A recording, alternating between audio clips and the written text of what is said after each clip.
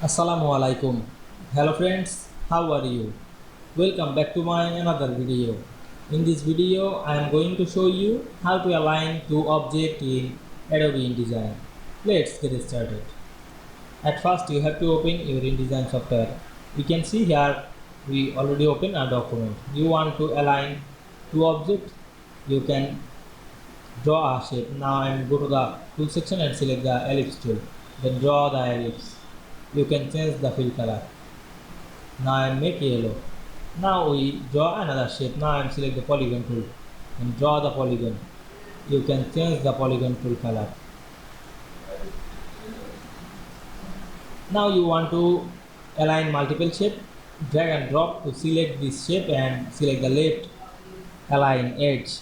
You can see we align two objects easily. You can make center or left, right. Otherwise you can make top, bottom and middle.